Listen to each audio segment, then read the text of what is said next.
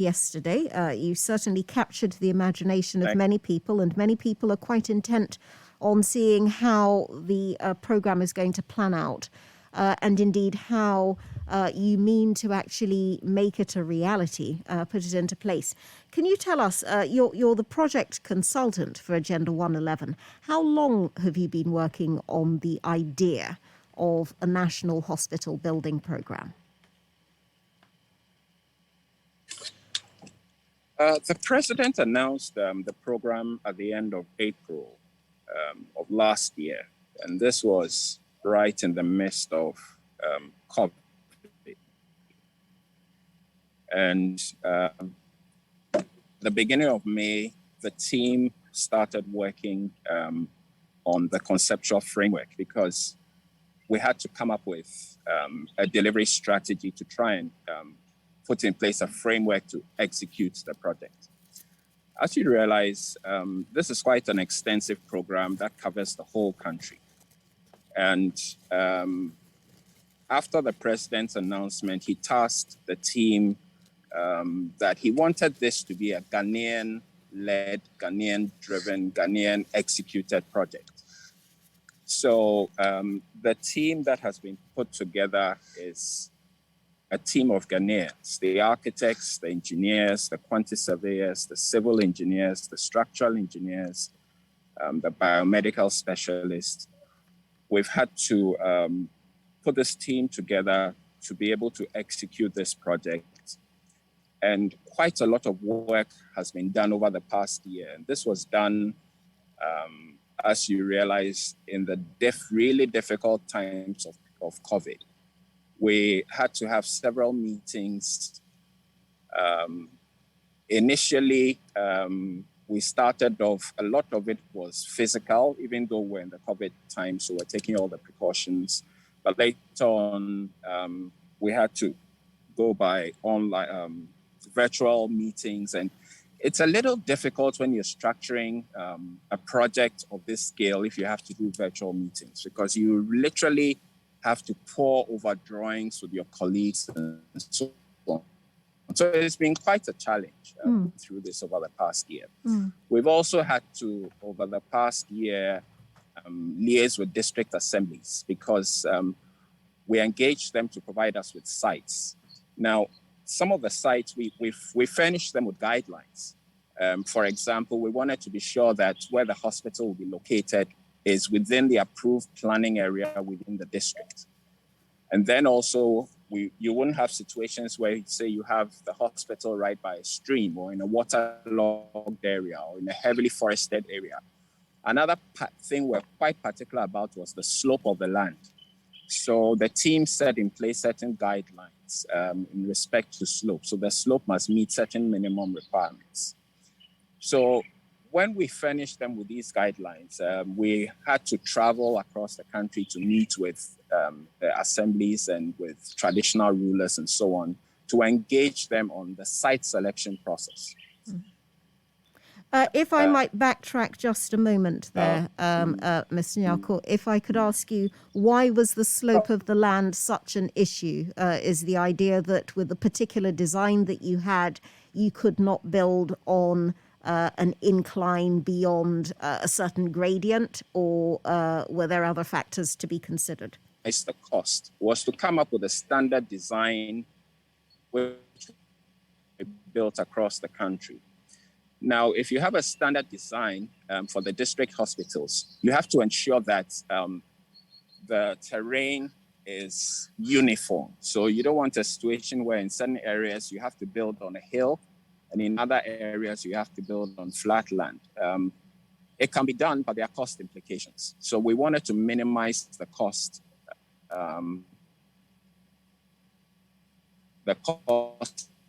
outlay on the project. So one of the early standardized the designs, and secondly, to ensure that the lands that will be available for the project are as flat as possible. I mean, in simple man's language. So that informed the decision on the choice of land. Did that not mean that in terms of wanting to ensure that you have coverage and even coverage of distribution of health facilities, that there are some areas which are hilly areas that are always going to be excluded from this standard hospital building scheme then? Yes, so the Ministry of Health furnished us with a list of districts without hospitals. And that's the focus of this program, that these are districts that currently don't have any hospitals. And so part of the remit of the team was to go around these locations. So if we went to a particular place and say we found a site which was very hilly, we would discuss with the local authorities, the district assemblies, to look for an alternative site. And in some cases, that was done. They provided an alternative site which was more suitable. In other areas where this was not possible, and I'll say that was the minority, we had to do regrading. So in other words, to flatten the land. To flatten the mound, so to speak, yes. To flatten the mound, so to speak, to make it suitable. Okay. Again, we've tried to do quite a number of this in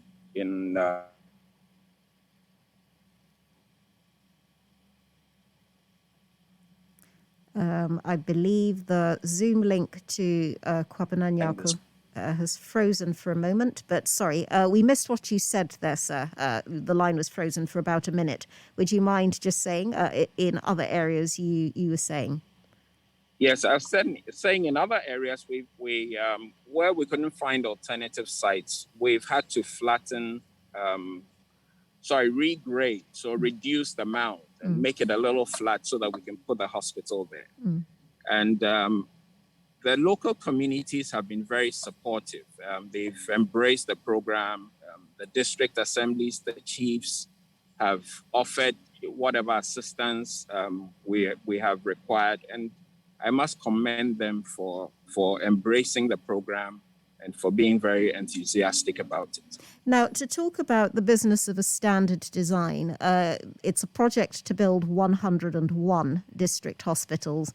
And so far, as you've said, you've had clearance for 88 suitable sites. And so the project is starting off there.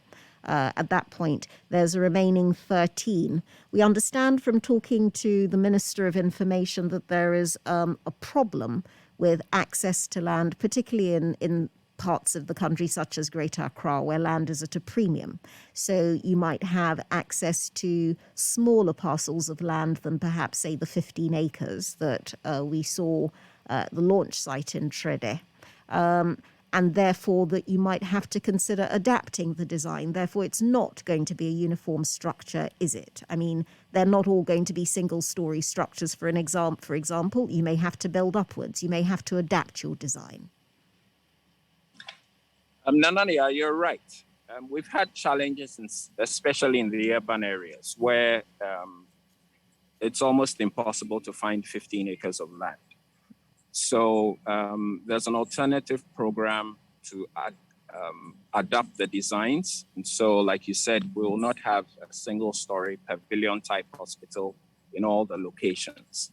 So we're currently, first of all, we're working with the district assemblies, municipal assemblies to identify suitable sites.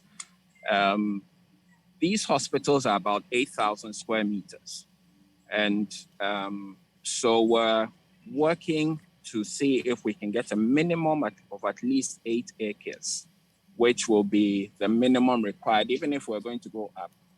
There are certain facilities that, yes, you can put on ground, you can go up, but there's 8,000 square meters of space to deal with. So short of compressed. Oh, the line has frozen momentarily again. We hope we'll have...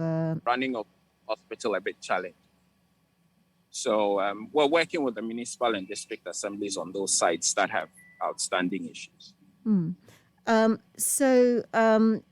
Talking about the time frame for delivery of the project overall, at least the initial phase, the 88 hospitals for which you have land available and where contracts have been signed, agreements have been signed through the district assemblies. I understand that, is it that phase of the programme that is going to take 18 months, as in each project, you envisage each project taking 12 months from the point of cutting the sod to completion of the project by and large? Or are you anticipating that in certain areas, for reasons of the specific geography or some other factors, there may be time overruns even as you start out on the project? Yes, Nanaya, currently the country has been zoned, the entire project has been zoned into 8 zones. So right across the country, we have zones 1 to 8, and these were done based on, various factors. Now, each zone comprises, I think, 17 hospitals, and there are site supervision consulting firms who have been engaged to oversee the zone. So there are 8 site supervision consulting firms who are going to oversee the work in the zones, and this will be the regular construction supervision activities where they supervise the work of the contractors on site. They will have a resident staff, a complement of resident staff. So they will have architects, an engineer, quantity surveyor, and the whole program will be coordinated at that level. So, now, just to get that clear, is that each of the supervisory departments for the zones, or every site will have its own dedicated engineer, designer, and quantity surveyor? Rather annoyingly, the line to Mr. Nyaku has just frozen again, but we hope we'll have him back in a moment. Sorry, sir, the line froze as you were just responding to that question. Would you mind just backtracking to the beginning of your answer? All right. I made the point that these are resident teams that will be resident at the site. So there'll be an architect, an engineer, a quantity surveyor who will be based at the site. As you'll imagine, the hospital is a very technical building, and there are lots of technical details that have to be resolved on a regular basis, on a daily basis. So we'll have these teams resident at the site. And like I said, the aggregation of the 12 to 17 hospitals for each zone, the work will be overseen by a consultant who's been engaged. And they are already preparing the various sites and contractors so that work can begin at the various locations. Now,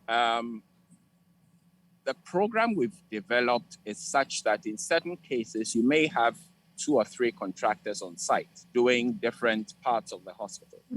And so the delivery program varies for each contractor. So one contractor may have a period of, say, 10 months complete staff accommodation.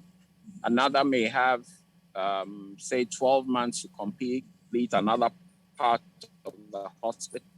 There are external works that have to be taken care of, the roads, the drains, power, So it's quite an effort coordinating all these things. So we envisage that for each hospital, including installation of medical equipment and testing and commissioning and all that, the overall program is the 18-month program that the president announced yesterday.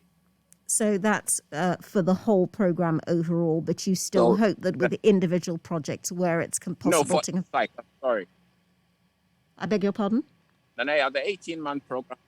The 18-month program is for each site. For each site. Okay, so deliverable for each site over the period of 18 months.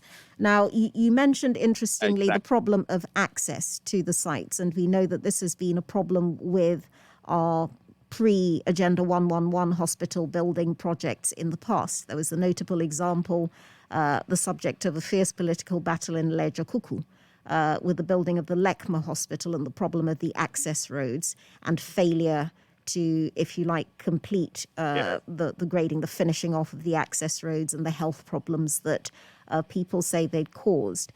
Given that in the business of building, there are always accidents, there are always builder overruns, and as you said, having multiple contractors working on site at any one time, inevitably you will have some problem where somebody's come and blocked, a particular access route that one contractor needs with a lorry to do their bit of work. Realistically speaking, have you built in enough wriggle room within an 18-month time frame to ensure that you will have the delivery of all 88 projects, or at least most of them, to schedule? Yes. Now, let me just re-emphasize that the 18-month program is not for the entire 88 hospitals. It is per hospital. Now, let's realize that each hospital will have a different contract start date. So, for example, if Trede starts, say, this week, the other hospital may be in let's say Asen Fosu or something, may start, let's say, given all the other challenges that we're sorting out, may start, say, in 2 weeks or 3 weeks' time or a month's time. So there are different programs for each hospital. And to be able to address your question more specifically, we've looked at all the risk associated with a project of this nature, and we've looked at it per site. One of the criteria we gave the district assemblies was that we wanted these to be as close as possible to a main road and also as close as possible to existing utilities, water, particularly water and electricity. Mm. So when the team is one of the criteria, again, it is part of the value engineering process we undertook to try and reduce cost for the entire project. Now, in terms of dealing with overlap of various activities on site, the site supervision consultants have a project management guideline and manual that we're working with. And they will identify all these possible risks on site and try and address them in terms of having 2 or 3 or 4 contractors working at the site. It's not an unusual practice. So I believe that the teams are ready with the delivery of the program. Right. And you mentioned the value for money. Thank you for doing that, because I wanted to come on to that next. This is a standard design to which you're working. So is the business of the materials that you're going to use for the construction of each hospital standardized across the country, thought suitable for our particular climatic conditions? Or are there going to be local variations? Are you, for example, going to try to make use of a particular local industry there may be in one part of the country that produces tiles that you can usefully use to do the roofing? Or is it pretty much, as you say, it's almost like a kit that you get out of a box, one type of material?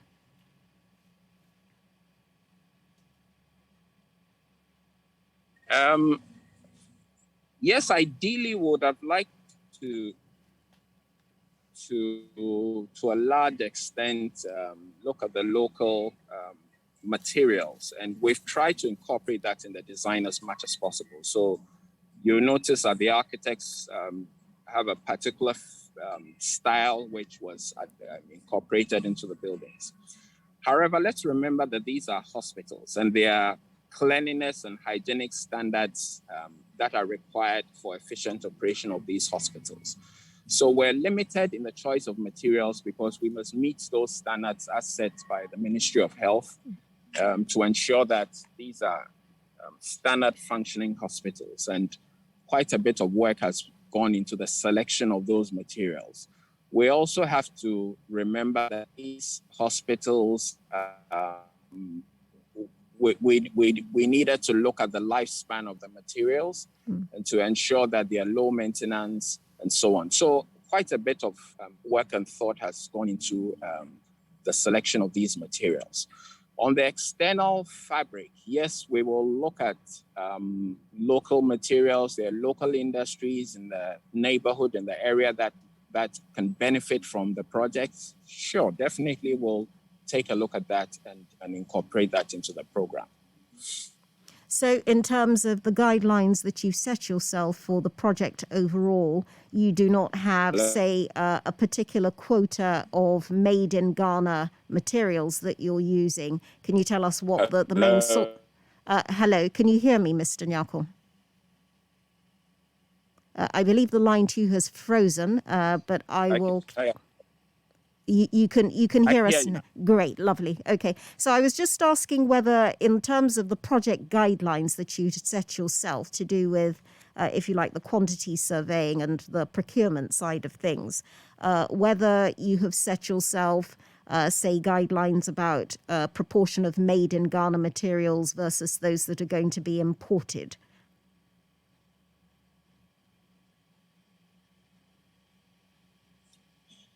Largely, almost all the construction materials will be sourced locally, and these will be locally available materials. There are some of them that, however, may have to be imported.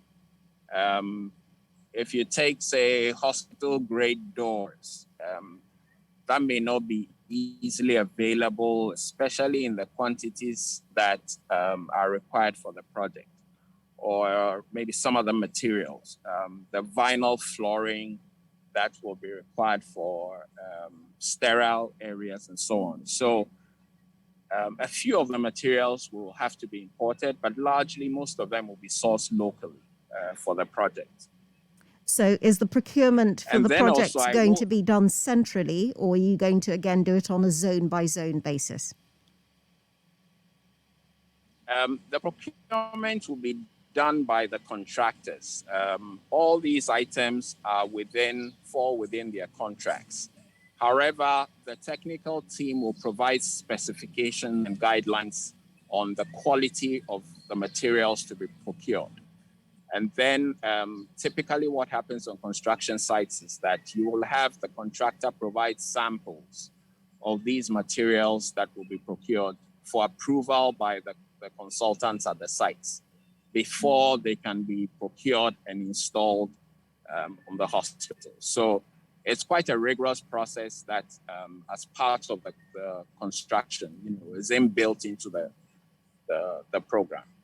So in other words, keeping an eye on the costs and the value for money is going to hang to a large extent on the attention to detail and the expertise of the consultants on each site. Absolutely. And that's the role of the site supervision consultants. So they have to ensure that all the materials are approved as per the specifications of the architects and engineers. And they have to ensure that the right materials are used at the sites. And we will coordinate all this, the entire program, and ensure that the right things are done. What further involvement will the Ministry of Health have with signing off on the process? Ministry of Health has been very helpful. We've worked with them. They had to approve all the designs and the layouts and so on.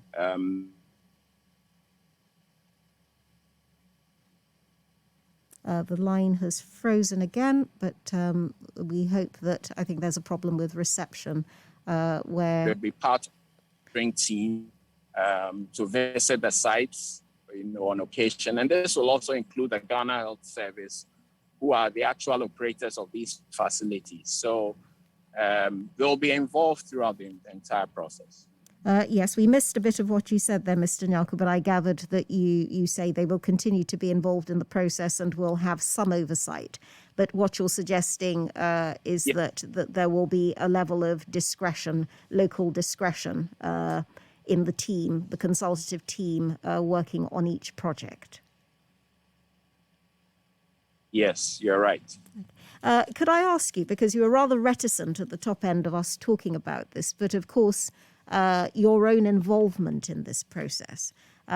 because Agenda 111 is not a project just of last year's conception. I mean, the original program for building a large number of hospitals to improve access to health facilities and make healthcare provision more equitable across the country was first mooted, I believe, towards the end of 2018. And clearly there had been some thinking beforehand. Were you involved in any of those earlier consultative processes? Nanaya, I wasn't involved in the very early consultative processes. My involvement began with after the president's announcement, where we were tasked to coordinate the program and be able to deliver it at the end of the day. So, but clearly, your involvement was sought because you have a track record of delivering complex building projects or complex projects that are happening simultaneously. Yes, Nanaya, I am an architect by profession. I have worked in the industry since I graduated. Incidentally, 2021, 30 years since I graduated from university. Oh, congratulations. Thank you. I've been in the industry, have worked on hospitals in the past. I was involved with doing some work with Ministry of Health on standard modular designs for district hospitals. I've also worked on a regional hospital, the Cape Coast Regional Hospital.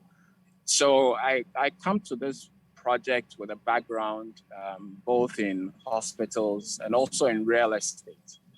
I've worked in a number of years in building real estate and complex projects. So I definitely have a clear understanding of the task ahead. And so far, we've put together a team, like I may have mentioned earlier. There are 20 different consulting firms that are involved in this project. And we've coordinated all the work of these consulting firms to date.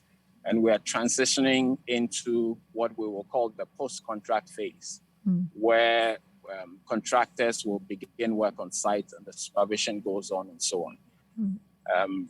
To add to that, we've also put together a very sophisticated IT platform which we will be using to run this. And I'm proud to say that it was developed by a Ghanaian company.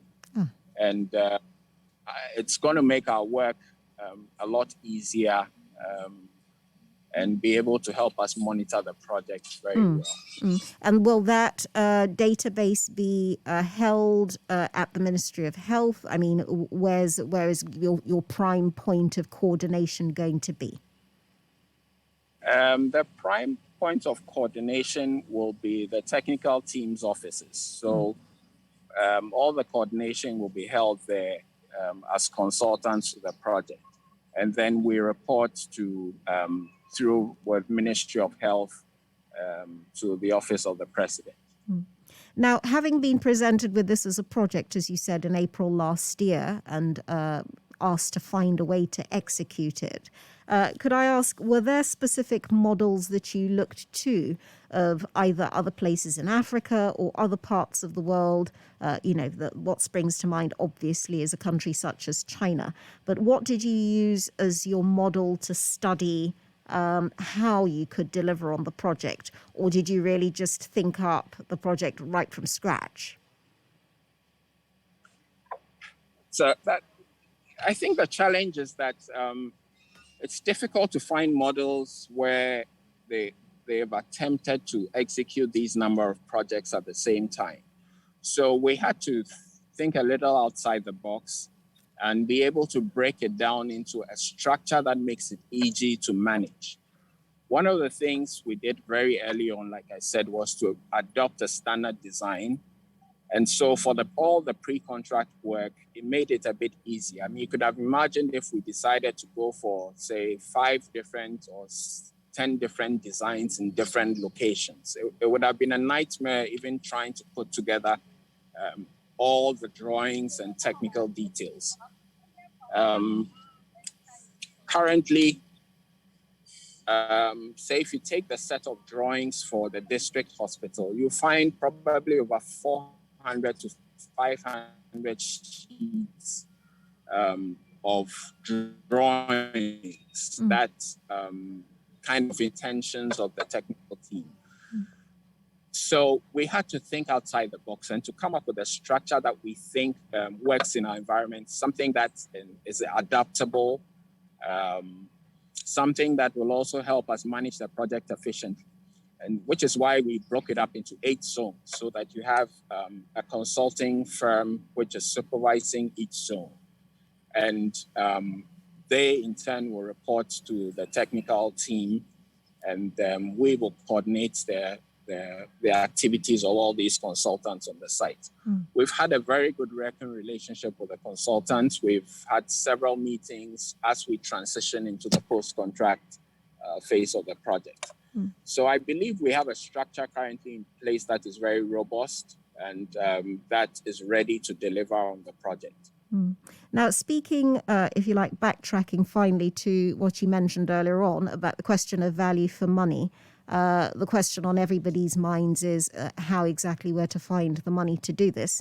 We know that $100 million obviously has been made available through the Ghana Infrastructure Investment Fund to kickstart the first phase of the project. And we understand from talking to the Minister of Information that that would be sufficient to enable delivery of the projects to 10 to 15% of the works. Can you tell us the whole project, Agenda 111, I believe, is deliverable over a 3-year cycle.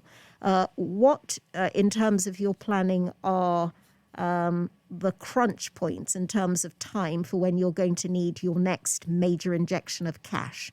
And where do you think it's coming from? Okay, the entire program, we're looking at, like you said, up to say 3 years. So it's going to go over 3 budget cycles, I believe. And government has committed 100 million as seed money. That translates to 600 million CDs, which is just seed money. There's further provision for the program as we go along. Now, I believe that next year there'll be provision in the budget, and the following year there'll be provision in the budget. There's been a cash flow program that has been developed. So Ministry of Finance is aware of the cash requirements, and they are planning for it. I believe government is very committed to executing this program. And because of the enormous benefits that local communities will derive for it. So I would say, yes, the program is on course. We will deliver the hospitals. There's a strong commitment from government to fund it. And I believe Ghanaians will be the beneficiaries and will see the benefits of these hospitals in the local communities. So I would say, yes, there's funding available. The funding will be made available as we go along through the budget cycles and provision that will be made in the subsequent budgets. No further comments about the equipping of the hospitals and how that's to work financially? We've also started, the current program is focused mainly on the building and the civil works. But very shortly, we will start the process of procuring equipment for the hospitals. These are specialized equipment, as you would know. And there are various suppliers across the world who have expressed interest in providing equipment for these hospitals. So we're reviewing all the technical details, and very shortly the process will start so that by the time the buildings and other works are completed, they'll be ready to receive these medical equipment that will be installed in the various hospitals. Well, thank you. So that's with the medical equipment.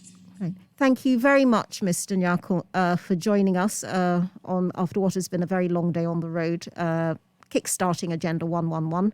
Thank you for joining us on the Asasa Breakfast Show, and hope we'll be talking to you further as the project progresses. Thank you. Yeah, thank you, your listening audience. And I pray that you will all support this program to make it successful so that Ghanaians can benefit from the increased provision of health facilities in our local communities. Thank you all very much. Thank you. That was Kwabena Nyarko, the consultant on the Agenda 111 project, talking to us on the road in the Ashanti region. From nearby Trede, where the project was launched yesterday by President Akufo-Addo and a host of ministers and traditional leaders and lots of very excited local people who I'm sure will be overjoyed to have a district hospital in their own community. So, Kojo, what did you make of that description of what's happening? I think I hear the sound of something that is starting with a great deal of goodwill, and that one would hope will be enough to power this project along. Were you dazzled by Kwabena Nyarko's description there of how the project is to be rolled out? No.